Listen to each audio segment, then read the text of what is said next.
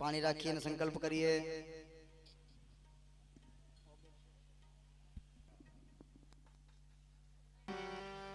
विषवो तपत्यादि तवे तापत्रय विनाशाय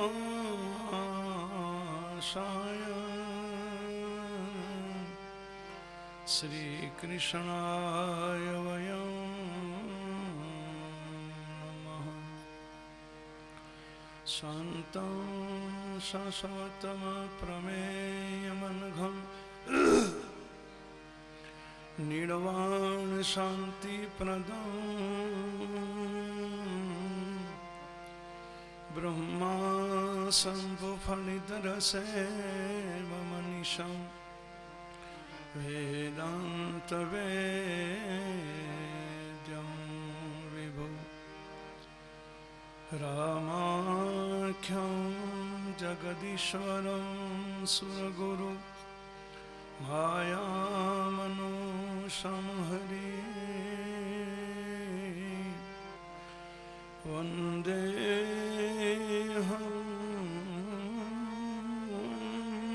करुणाकरं रघुवरं भूपालचूडामणि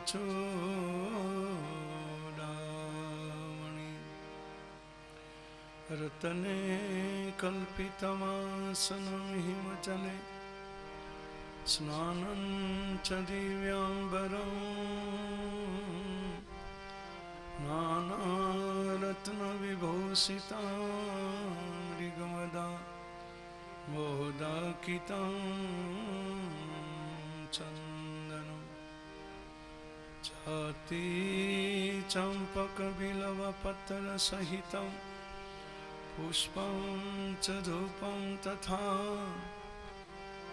दीपं देवदयानिधि पशुपति हृदकल्पितं गृह्यतां वसुदेवं सुतं देव कंसचाणूरमर्दनं देवकी परमानन्दं कृष्णं वन्दे जगद्गुरुं। ध्यानमूलं गुरोर्मूर्ति पूजामूलं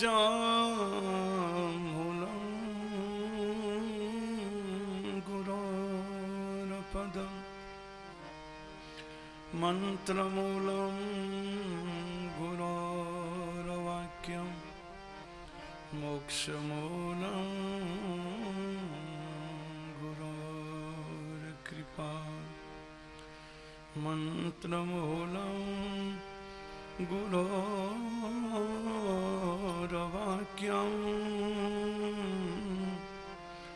मोक्षमूलं गुरोर्कृपा।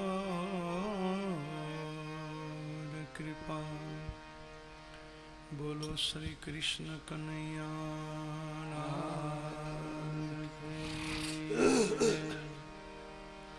श्री द्वारिकाधीश की श्री गोवर्धन नाथ की श्री रामचंद्र भगवान की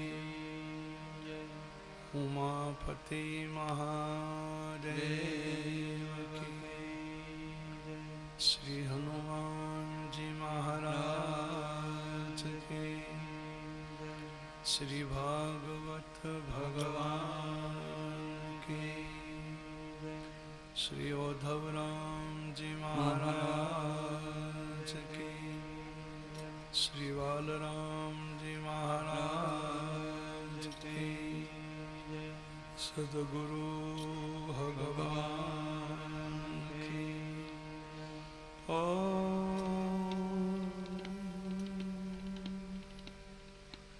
नमः पार्वती पतये Hare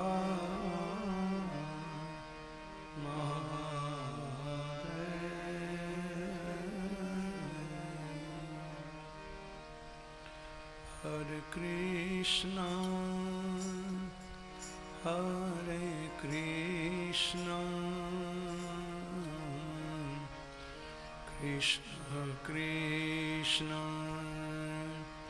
Hare Hare, Hare Krishna, Hare Krishna,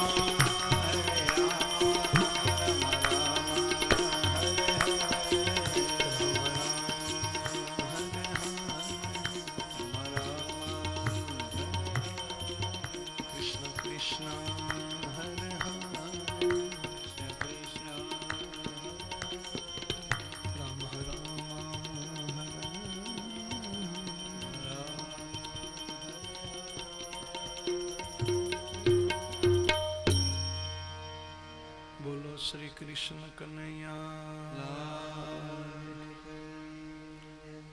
Shri Dwarkadhish करारविन्देन पदारविन्दं मुखारविन्दे विनिवेशयन्तं पटस्य पत्रस्य पुटे शयानं बालं मुकुन्दं मनसा स्मरामि। श्रीकृष्ण गोविन्द हरे मुरारे, हे नाथ नारायण वासुदेव, जिह्वे पिबस्वा व्रत में तदेव, गोविन्द दामोदर माधवेति।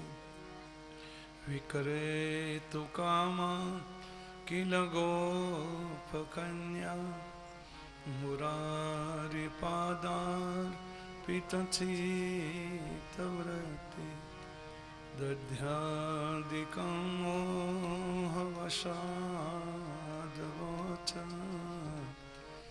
गोविन्द दामोदर माधवेति।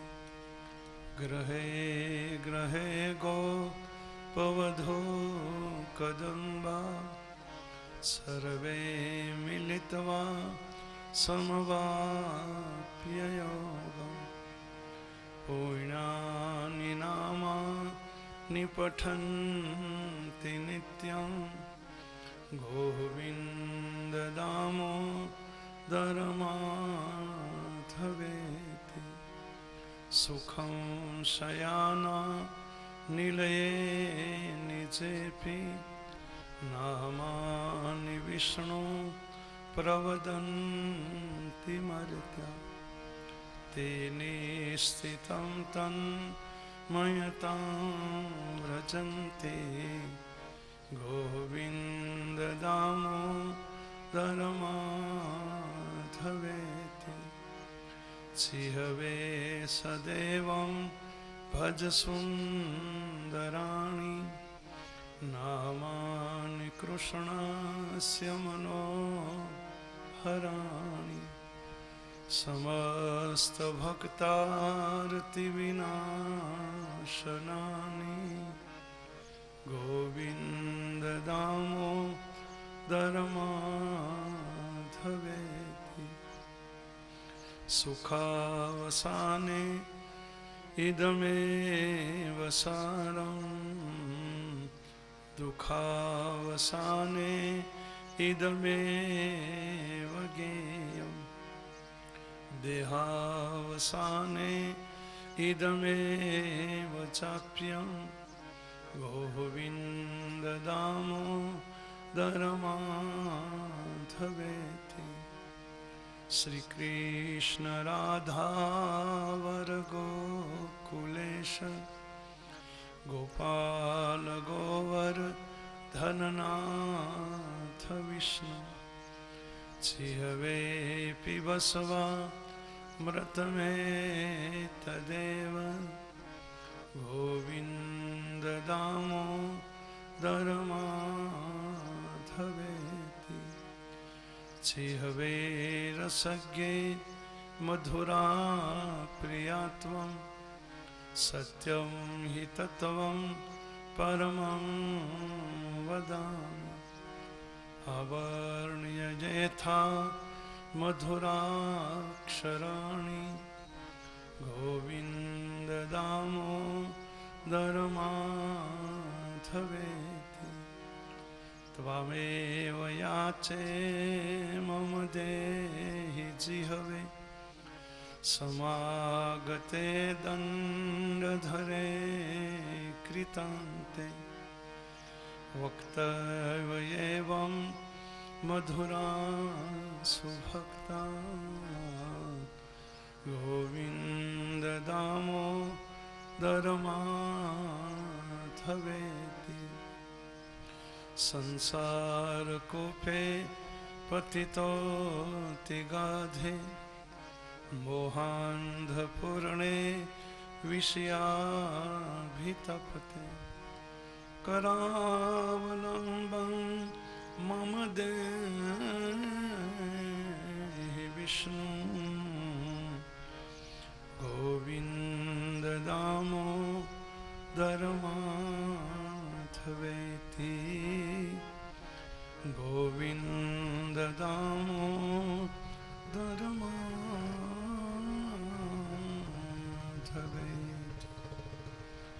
बोलो श्री कृष्ण कन्हैया लाल की जय। श्री द्वारिकाधीश की जय। ओंकारं बिंदु संयुक्तं नित्यं ध्यायन्ति योगिनः कामदं मोक्षदं चैव ओंकाराय नमो नमः। कृष्णाय वासुदेवाय हरये परमात्मने प्रणतक्लेशनाशाय गोविन्दाय नमो नमः। प्रभो नन्दकुमारं स्वामिनी वृषभानुजा कृतार्थः कृतार्थः कृतार्थः न संशय। बोलो श्री कृष्ण कन्हैया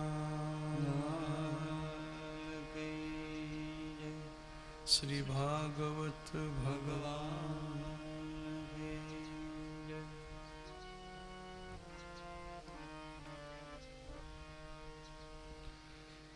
ગંગાજીના પવિત્ર ઘાટ ઉપર પરીક્ષિત રાજા સંપૂર્ણ શરણાગત બનીને ભાગવતજીનું અમૃત પી રહ્યા છે. સુખદેવજી મહારાજના મુખારવિંદમાંથી આ ભાગવતી ગંગા પ્રગટી રહી છે. ભાગવતજીનો ચોથો સ્કંદ આપણે ખોલી રહ્યા છીએ, જેનું નામ છે વિસર્ગ લીલા.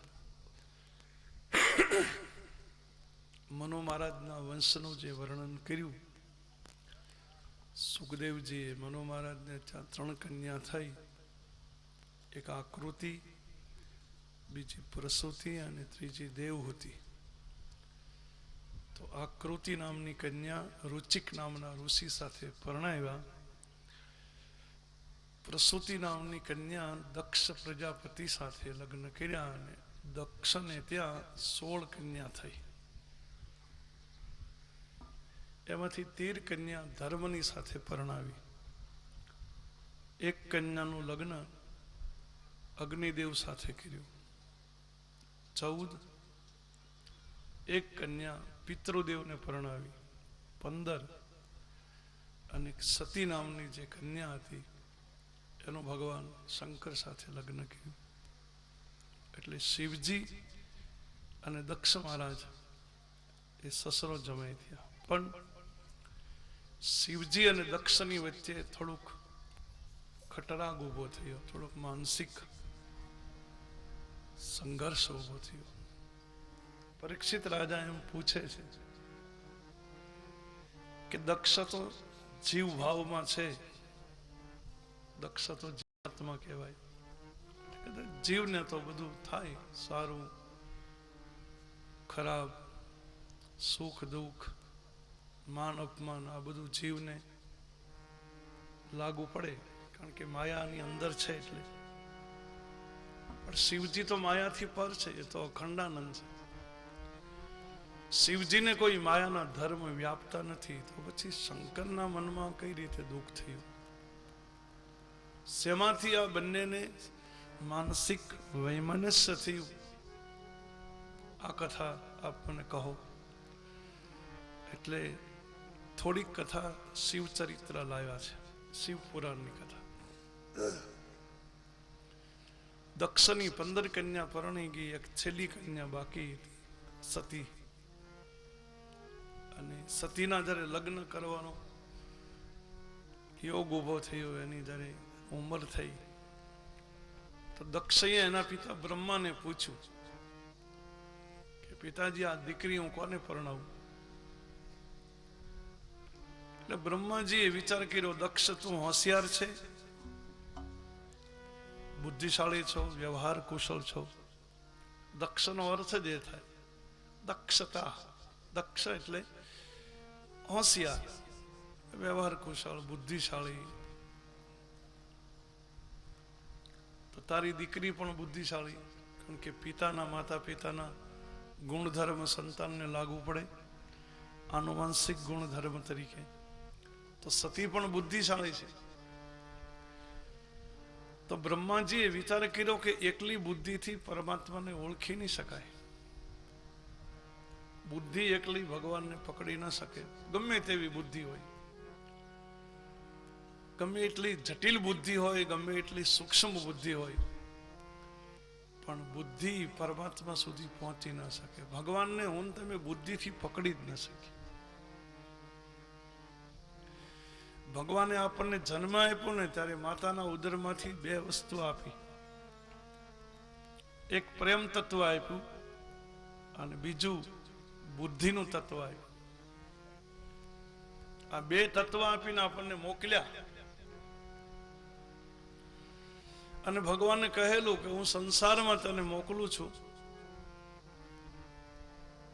પ્રેમનું તત્વ, પ્રેમ તું મારી સાથે લગાડજે અને બુદ્ધિ તું સંસારમાં લગાડજે.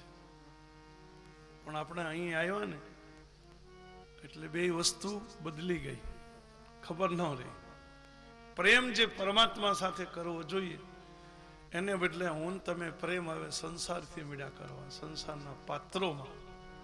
અને બુદ્ધિથી સંસારનો વિચાર કરવો જોઈએ એને બદલે બુદ્ધિથી આપણે ભગવાનને વિચારવા મળ્યા.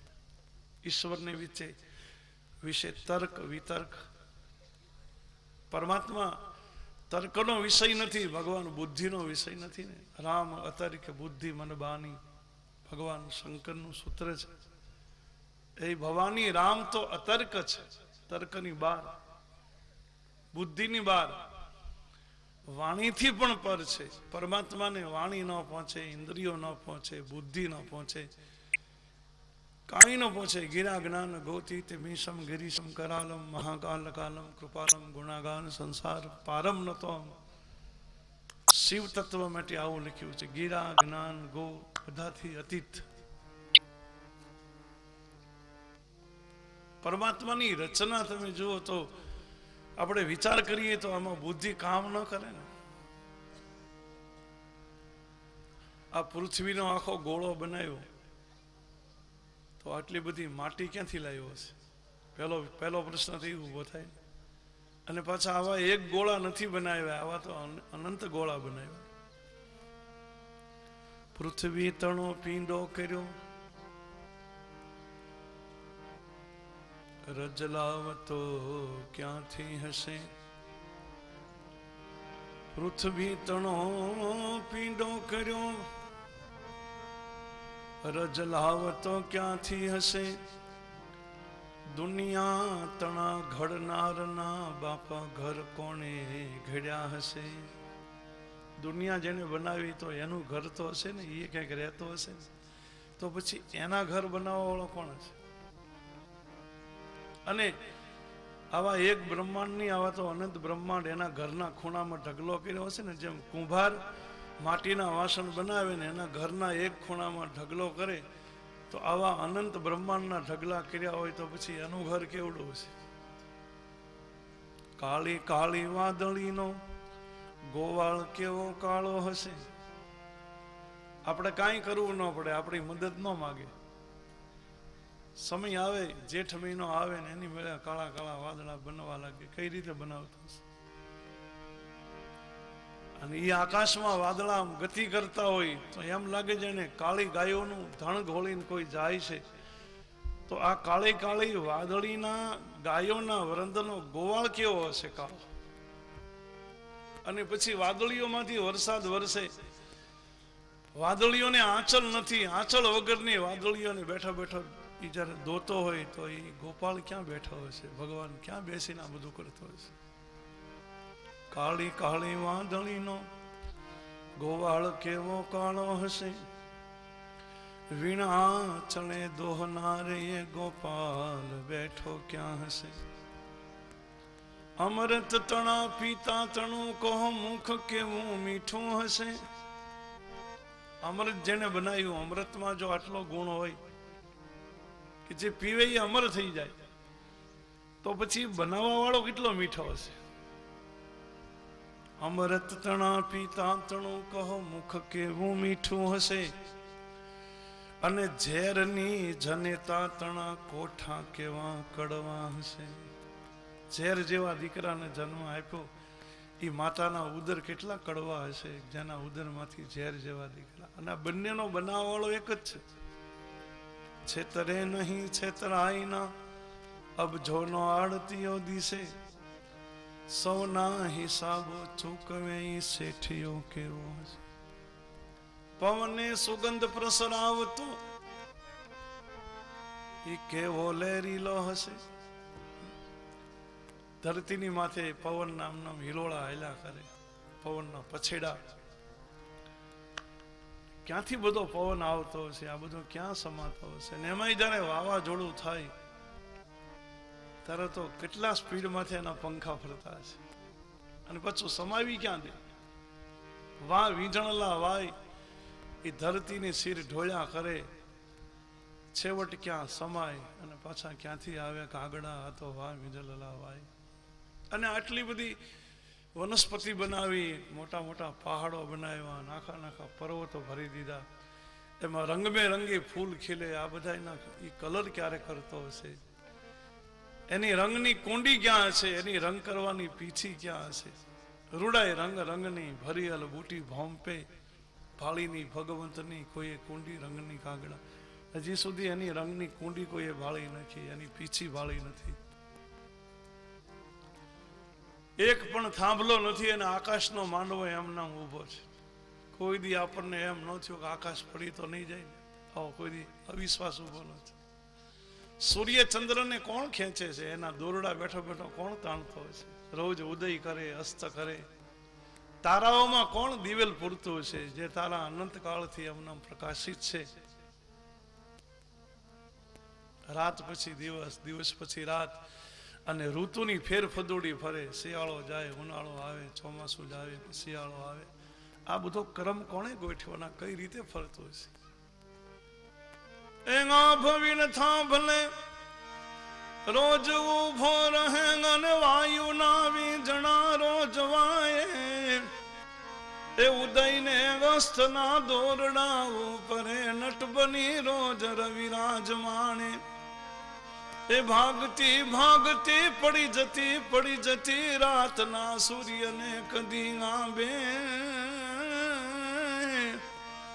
આ કર્મવાદી બધા કર્મ કરતા રહે, અને હને મૂંગતે શેની આવે. આ કર્મનું આખું ચક્ર એમના અવિરતપણે ચાલ્યા કરે છે, અને એના ટાઈમમાં કઈ ફેરફાર નહીં.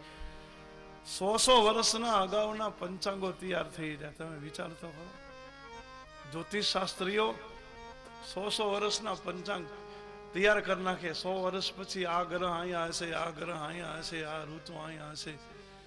કેટલા મોટા વિશ્વાસથી બધું તૈયાર થાય, અને એના કાર્યક્રમમાં કઈ ફેર પડે.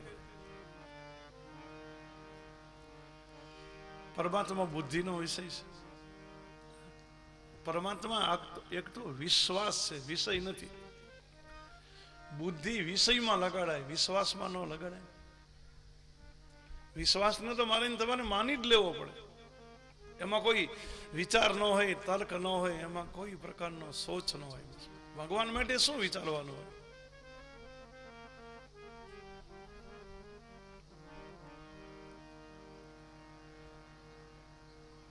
એ જોશી સવના જોશ જુએ, અને ધનના યોગ બતાવે.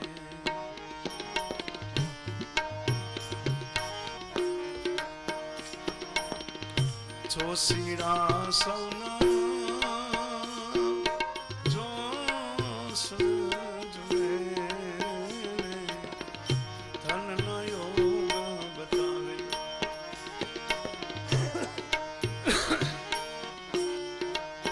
જોશીઓ બ્રાહ્મણો બીજાના તમારા જોશ જોઈ દઈએ, તમને પૈસાના રસ્તા દેખાડી દે. આમ કરો તો તમને પૈસા મળે. અને બ્રાહ્મણો બીજાને લખપતિ બનાવે, પણ બ્રાહ્મણને કોઈ દી કઈ મળે નહીં. એ બીજાને બનાવી દે. શું રચના છે? જોશીડા સૌના જોશ જુએ ને ધનના યોગ બતાવે. એ બીજાને લખપતિ બનાવે, બીજાને લખપતિ બનાવે, પણ પોતાને દોકડો નાવે. રામની અજબ રચના રે, પાર મનુષ્ય ના પાવે. રામની અજબ રચના પાર મનુષ્ય ના પાવે. એ પાર મનુષ્ય ના પાવે.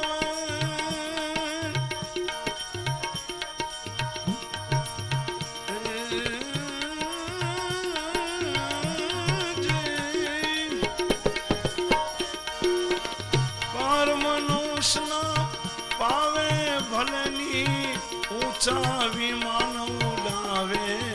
રામની રામની રામની અજબ રચના પાર મનુષ્ય પાર મનુષ્ય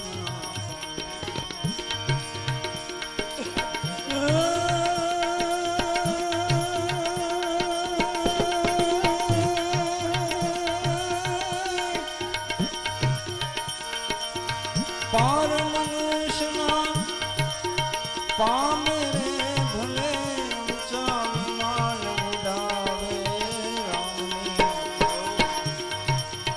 અજબ રચના રે,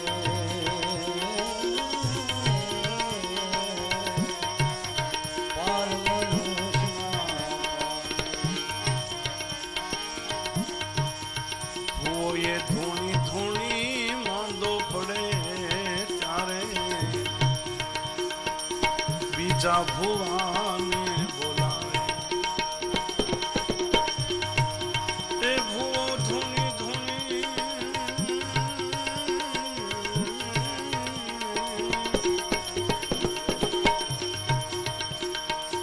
ભુવોએ ધૂણી ધૂણી માંદો પડે ત્યારે બીજા ભુવાને બોલાવે. એ વૈદને આંગણે તાવ ચણે. જી જી જી જી.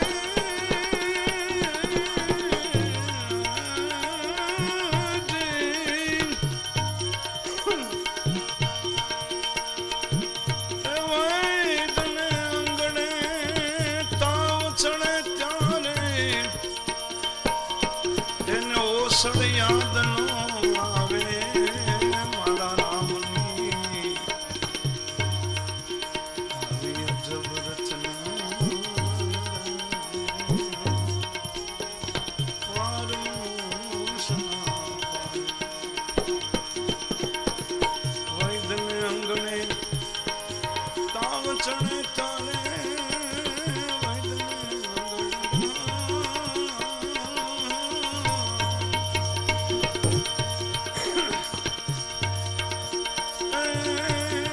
તાવ ચણે ત્યારે એને ઓસડ યાદ નો આવે. મારા હરી જબરત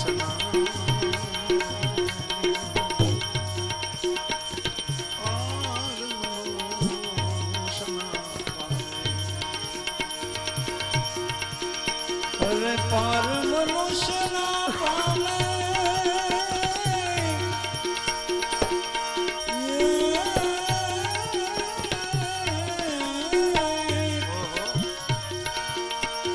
આ પાર મનુષ્યના પામે રે ભલે ઊંચા વિમાન ઉડાવે રામ અજબ રચના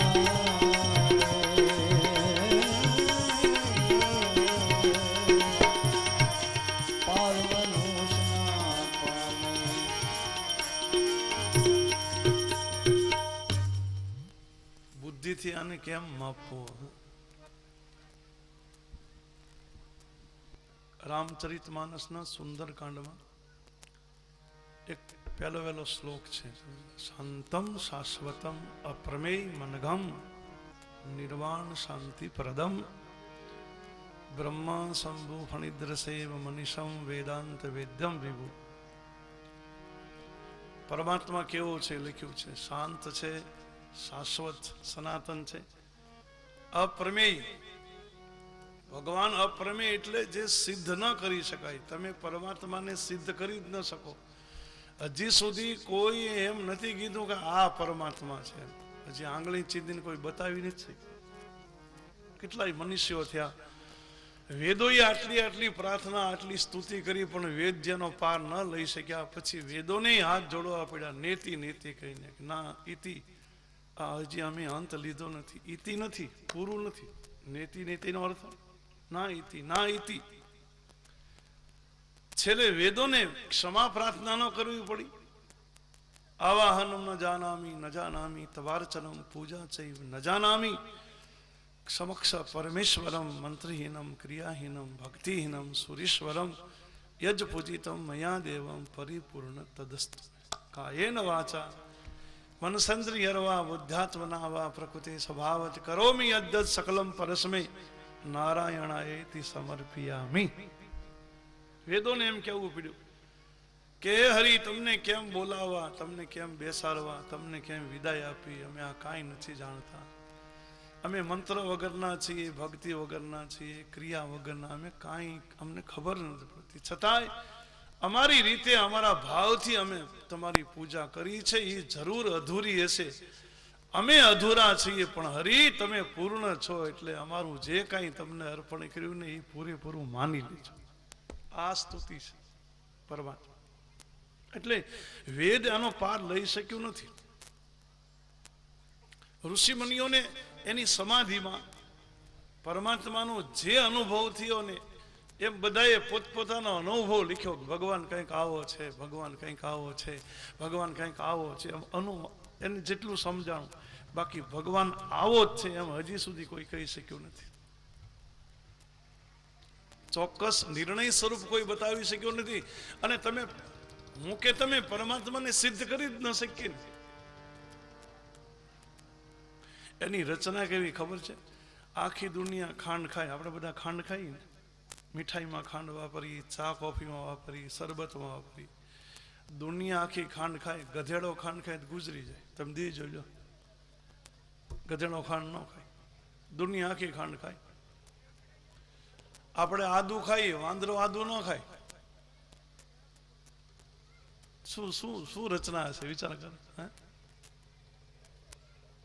પરમાત્મા અપ્રમેય છે. તમે બુદ્ધિથી એને કોઈ દી પકડી ન શકો, બુદ્ધિથી તમે સિદ્ધ કરી જ ન શકો.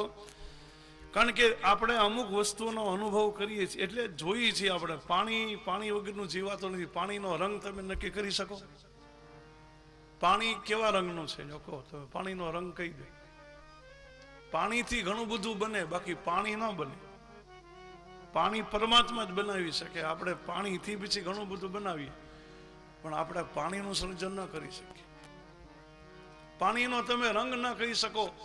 પવનનું તમે રૂપ કહી શકો. પવન આપણને અડી જાય, પણ કોઈ કીધું કે જો આસમાની રંગનો જાય, જો ગુલાબી રંગનો જાય, જો થોડો પિંક કલરનો જાય, જો પીળા કલરનો ગયો, કોઈથી પવનના રૂપને પકડી ગયા?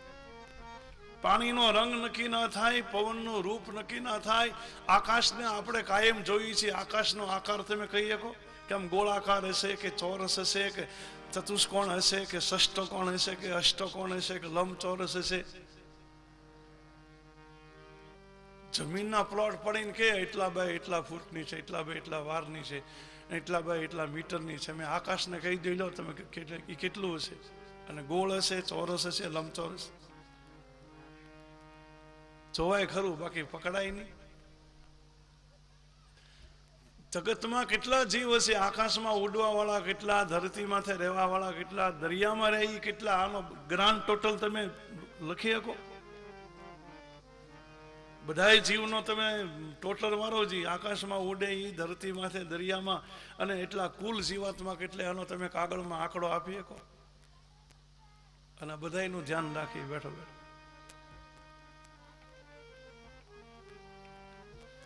દરિયાના પેટાળમાં બેઠા બેઠા કોક ધક્કો મારતું હશે, દરિયાના પાણી હાલ્યા કરે છે, કોક ધક્કો મારવા વાળો હશે.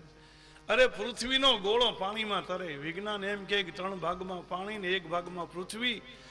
છોકરા દડે રમતા રમતા દડો જેમ તળાવમાં પડી જાય ને તરે, એમાં પૃથ્વીનો ગોળો પાણીમાં તરે. તો આને કોકે પકડ્યો હશે ને નીચેથી, એને ડૂબી ન જાય. એ પાણીનો રંગ શું, પવનનો એ રૂપ શું, અને આભનો કેમ આકાર ઘડવો.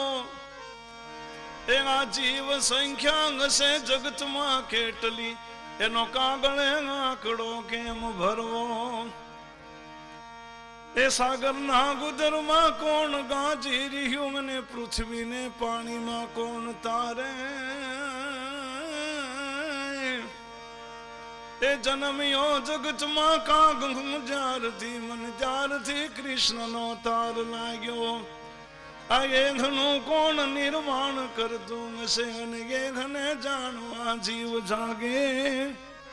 આ બધુંનું નિર્માણ કોણ કરતો હશે, આ બધું ચલાવતો કોણ હશે, આખું સંચાલન દેખાતો નથી. કાર્ય છે એટલે એનો કરતા હોવો જોઈએ, કરતા વિનાનું કોઈ દી કાર્ય ન હોય. પણ કરતાનો ક્યાંય હાથ ન દેખાય. હવે આપણે આમાં બુદ્ધિ હાલે એમ છે? મોટા મોટા મનુષ્યો થાકી ગયા છે. રચના પ્રભુ કી દેખ કર જ્ઞાની બડે બડે. આ રચના પ્રભુ કી દેખ કર જ્ઞાની બડે બડે. पावे न उनका पार तो फिर नादान क्या करे. મોટા મોટા યોગીઓ મહાપુરુષો પાર નથી લઈ શક્યા. આપણે તો બહુ સામાન્ય જીવ કહેવાય, આપણે નાદાન જીવ છીએ. આપણી શું હેસિયત છે ભગવાનની માથે ભગવાન વિશે વિચારવાની? એના માટે સ્ટેટમેન્ટ આપણે આપીએ કે ભગવાન આમ છે ને તેમ છે. હવે આપણને આપણી ખબર નથી, અને ભગવાનની ક્યાં ખબર લેવા જાય? આપણી ભલાઈ તો એમાં છે કે તમે ભજી લો બસ. બીજી કોઈ ચર્ચા કે તર્ક વિતર્ક અને એ વાદ વિવાદ ને વિદ્વાનમાં પડવા કરતા પરમાત્માનું ભજન કરો. કલ્યાણ તો એમાં છે, એનું નામ લેવાથી કલ્યાણ થશે. બાકી એને વિશે વિચારવાનું મૂકી દે. ભગવાન વિચારનો વિષય નથી. એકલી બુદ્ધિ ન પકડી શકે ભગવાન. બ્રહ્માજીએ દક્ષને કીધું, દક્ષ તારી દીકરી હોશિયાર છે ને ગમે એટલી હોશિયારી હોય તો હરિ હાથમાં ન આવે. તું તારી દીકરીનું લગ્ન શંકર સાથે કર. શંકર વિશ્વાસ છે. બુદ્ધિનું લગ્ન વિશ્વાસ સાથે થાય, અને બુદ્ધિ વિશ્વાસનું આધિપત્ય સ્વીકારે તો ભગવાનને ઓળખવા બહુ સહેલા થઈ જાય. ભવાની શંકરો વંદે શ્રદ્ધા વિશ્વાસ રૂપિણો. યાભ્યામ વિના ન પશ્યંતિ સિદ્ધા સ્વાંતસ્તમીશ્વર. ભગવાન શિવ વિશ્વાસ છે ઘનીભૂત. પાર્વતી સતી શ્રદ્ધા છે. એકલી શ્રદ્ધા બળી જાય, વિશ્વાસ વગરની શ્રદ્ધા ટકે નહીં.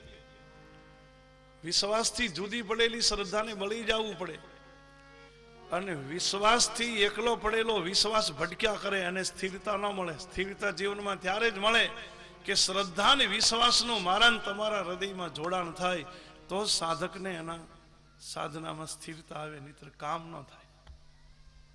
આ વિશ્વાસને જો પરણી જાય, શિવ સાથે સતીના લગ્ન થઈ જાય. બુદ્ધિ શિવ સતી એટલે બુદ્ધિ છે, શ્રદ્ધા છે, કંઈ પણ માની લો.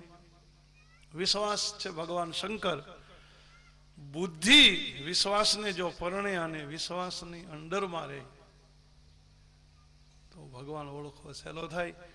એટલે દક્ષ મહારાજે એની દીકરીનું લગ્ન ભગવાન શંકર સાથે કર્યું.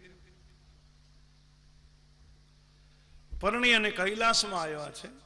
તો એ પિતાના ઘરના સંસ્કારો ક્યારેક ક્યારેક જાગૃત થાય. સતીનો થોડોક નારી સ્વભાવ તો છે અને સતીનો થોડોક જિદ્દી સ્વભાવ છે, હઠીલો સ્વભાવ છે. શિવજી એકદમ સૌમ્ય છે, એકદમ સંત સ્વભાવ છે. અને તમે જોજો સંત સ્વભાવના આમ બહુ સીધા સ્વભાવના લોકો હોય ને એ આગ્રહને કોઈ દી આગ્રહના પક્ષમાં ન હોય, કોઈ પણ વસ્તુ માટે આગ્રહી ન હોય. એ બીજાને બહુ આગ્રહ કરી ન શકે અને પોતાએ આગ્રહની અપેક્ષા રાખે નહીં. આ સીધા બે પ્રકૃતિના લોકો હોય સમાજમાં, બુદ્ધિ પ્રધાન પ્રકૃતિના હોય અને વિશ્વાસ પ્રધાન હૃદય પ્રધાન પ્રકૃતિના. હૃદય પ્રધાન જેનો સ્વભાવ હોય ને એ એકદમ સરળ હોય, સીધા હોય, એનામાં જાજી ખટપટ ન હોય, કોઈ રમત ન હોય, કોઈ દંભ ન હોય, પાખંડ ન હોય. આપણે નથી કહેતા કે ભાઈ ભગવાનનો માણસ છે, સાવ ભોળા માણસ, એની પ્રકૃતિ હૃદય પ્રધાન. અને બુદ્ધિ પ્રધાન સ્વભાવ હોય ને એનામાં બુદ્ધિ આવડત હોય, એનામાં ખટપટ હોય, રાજ રમત હોય, આ હોય, નાટક હોય. એ બીજાને વાત વાતમાં બનાવી લે, બધું કરી લે, એનું કામ કઢાવી લે, બીજાનું રહેવાય દે, આ બધું બને. એ બુદ્ધિ પ્રધાન પ્રકૃતિ. સતી બુદ્ધિ પ્રધાન પ્રકૃતિના છે અને શિવજી છે ને એ હૃદય પ્રધાન છે. શિવ તો અને વિશ્વાસ તો હૃદયનો વિષય છે ને એ કઈ બુદ્ધિનો વિષય નથી. એટલે શંકર બહુ શાંત છે. કેટલીક બાબતમાં શંકર એને સમજાવે સતીને. સતી સમજે તો ઠીક, ન સમજે તો શંકર આગ્રહ ન કરે. તમે માની જ જાઓ, તમારે મારું માનવું જોઈએ, હું તમારો પતિ છું, તમે મારા એવા કોઈ ઝઘડા થયા જ નથી. એ બધા જીવને થાય, શિવને ન થાય. તું મારું માનતી નથી. હવે આપણું કોઈ ન માને, આપણો સ્વભાવ ક્યાં માને, આપણો બીજાને ક્યાં કરો. એકવાર દેવતાઓની સભા મળે. દેવતાની સભામાં એવું નક્કી થયું કે પ્રજાના અધિપતિ તરીકે કોઈની નિયુક્તિ કરવી જોઈએ. વ્યવહાર કુશળ જે હોય, બુદ્ધિશાળી હોય, સમગ્ર પ્રજાનું બરાબર સંચાલન કરી શકે એવો કોઈ બાહોશ માણસ હોય એને પ્રજાપતિ બનાવીએ. બધાની નજર દક્ષ માથે ગઈ. દક્ષ હોશિયાર છે, બુદ્ધિશાળી છે, દક્ષને પ્રજાપતિ બનાવું. તમામ દેવતાઓએ નિર્ણય કર્યો. દક્ષને બોલાવીને દક્ષને પ્રજાપતિની પદવી આપી. દક્ષ પ્રજાપતિ બન્યા અને બધાય દેવતાએ ફૂલના હાર ગળામાં પહેરી અને દક્ષ પ્રજાપતિનું સન્માન કર્યું. હવે દક્ષને હોદ્દો મળ્યો, દક્ષને પદવી મળી, દક્ષને ઊંચાઈ મળી, દેવતાઓનું સન્માન મળ્યું અને દક્ષને અતિશય અભિમાન આવ્યું. એક સનાતન સૂત્ર છે શાસ્ત્રમાં કે આ જગતમાં જેને થોડીક ઊંચાઈ મળે, થોડીક પદવી મળે, થોડુંક પદ મળે, પ્રતિષ્ઠા મળે, સન્માન મળે, ગાદી મળે, પછી રાજની ગાદી મળે કે સંપત્તિની ગાદી મળે કે જ્ઞાનની ગાદી મળે, પણ જીવ થોડોક ઉપર ઊંચો આવે એટલે જીવને અભિમાન આવે જ. અને અભિમાન ન આવે એવો આ દુનિયામાં કોઈ જન્મો જ નથી, એવું શાસ્ત્રનું સૂત્ર છે. અસકો ના જન્મા જગમાહી પ્રભુતા પાઈ જાસુ. આપણું શરીર જ અહંકારથી બન્યું છે. આ મારા તમારા શરીરનું બંધારણ અભિમાનના તત્વથી થયું. એટલે મને તમને થોડીક ઊંચાઈ મળે ને, થોડુંક પદ મળે ને, થોડીક પ્રતિષ્ઠા મળે ને, થોડુંક લોકોનું સન્માન મળે એટલે આ જીવને અભિમાની બનતા વાર ન લાગે, જીવ મૂઢ બની જાય. આ બધું પચાવવું બહુ અઘરું છે. અને હરિકૃપા સિવાય અને ગુરુ કૃપા સિવાય આ પચે નહીં. કાચું કોરો અનાજ ખાઈ જાય ને એ હજી પતે, એ બધું પચે. બાકી મોટાઈ મળે ને, સંપત્તિ મળે ને, પદ મળે ને, પ્રતિષ્ઠા મળે અને આજે હજમ કરવું અને છતાંય નાના બનીને રહેવું એ તો બહુ અઘરું છે. ભગવાનની કૃપા સિવાય સંભવ નથી.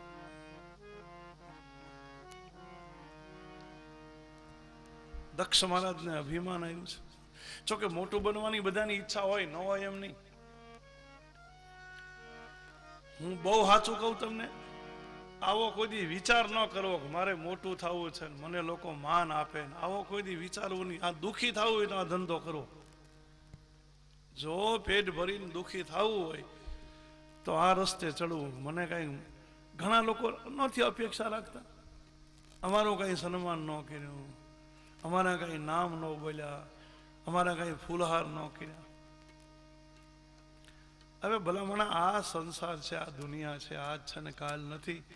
અને આ દુનિયામાં કદાચ મારું ને તમારું સન્માન થાય કે ન થાય એમાં ફેર શું પડી જવાનો?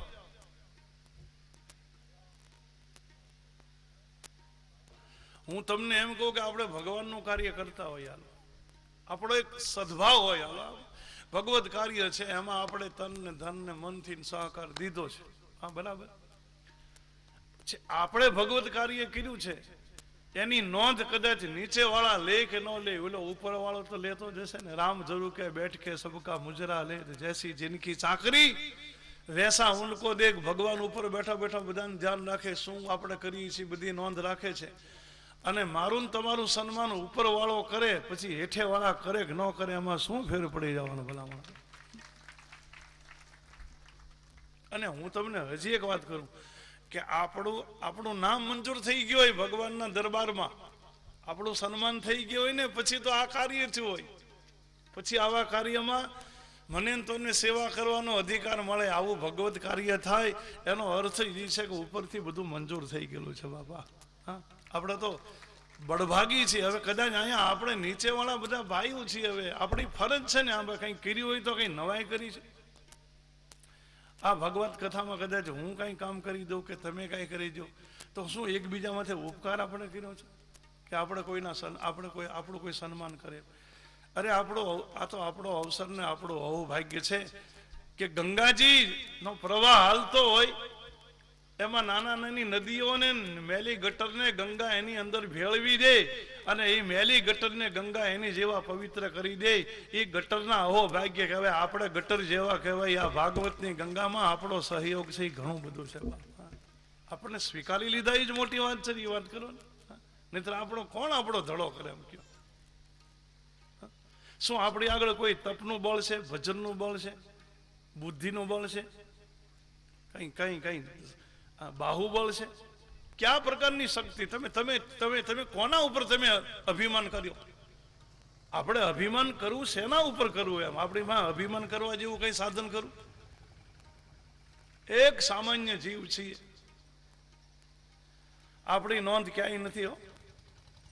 હું તમને એમ કહું ને, હું તમને એક પ્રમાણ બીજું આપું કે દાખલા તરીકે તમને એમ થાય કે હું કંઈક છું ને હું સારામાં સારા કપડાં પહેરું, 10,000 રૂપિયાની જોડીના કપડાં પહેરી અને 10 આંગળીઓમાં સોનાની વીંટી પહેરીને બજારે નીકળજો.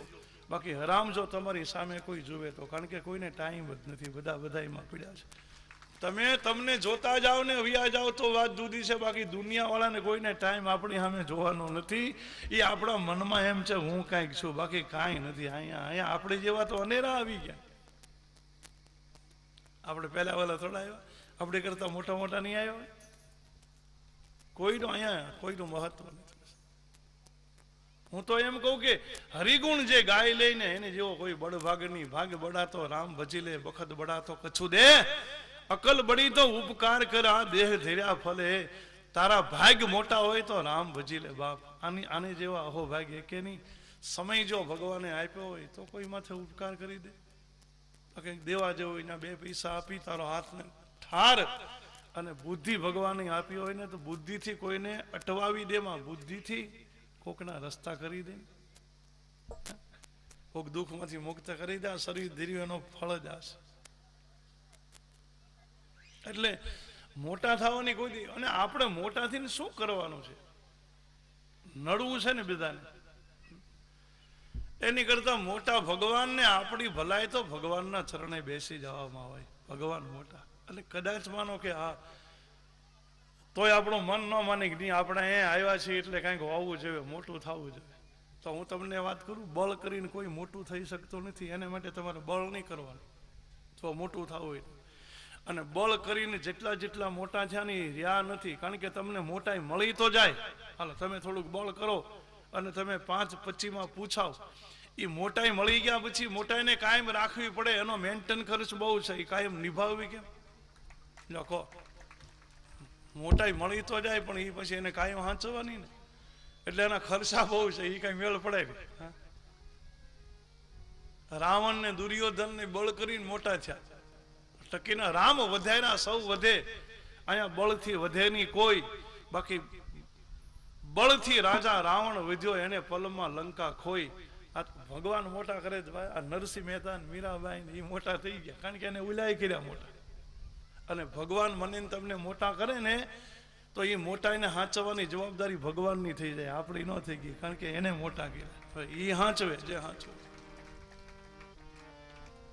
આપણે એવા બળ ખોટા ન કરાય, પ્રભાવ ન પડાય. અને છતાંય મોટું થવું હોય તો હજી એક રસ્તો છે.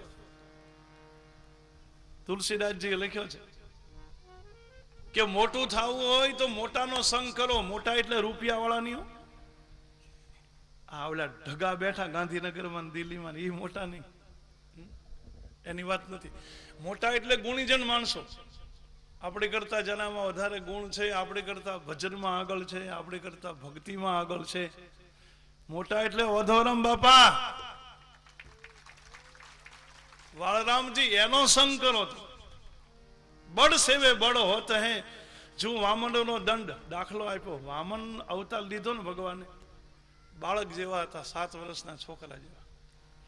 પછી એના હાથમાં લાકડી હતી. લાકડી હાવ સૂકી હતી. લાકડી એની મેળે વધે ઘટે નહીં. સૂકું લાકડું થોડું વધે.